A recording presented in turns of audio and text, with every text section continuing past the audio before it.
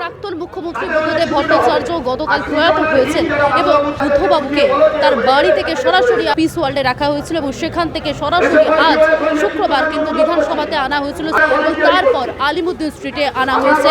আপনাদেরকে সরাসরি শোনাবার চেষ্টা করব কি বলছেন, কেমন ছিলেন বুদ্ধদেব বাবু, সরাসরি শুনে নেব বামপন্থী সমর্থকদের মুখ থেকে। মির্জাপুর অর্ডার্স ফ্যাক্টরি মজদুর ইউনিয়নের পক্ষ থেকে আজকে ওনাকে শেষ শ্রদ্ধা জানানোর জন্য সকাল থেকে এসে দাঁড়িয়ে রয়েছি একবার শেষ দেখার জন্য। উপস্থিতি পশ্চিমবঙ্গের যুব সমাজ বোধহয় আজকের দিনে সব থেকে বেশি ভালো বুঝতে পারছে যে কৃষি আমাদের ভিত্তি, শিল্প আমাদের ভবিষ্যতের যে দিশা তিনি দেখাতে চেয়েছেন, যা স্তব্ধ হয়ে গেল। এই প্রজন্মের কাছে তো আজকের দিনে শিল্প না থাকার যে প্রভাব তারা অনুভব করছেন।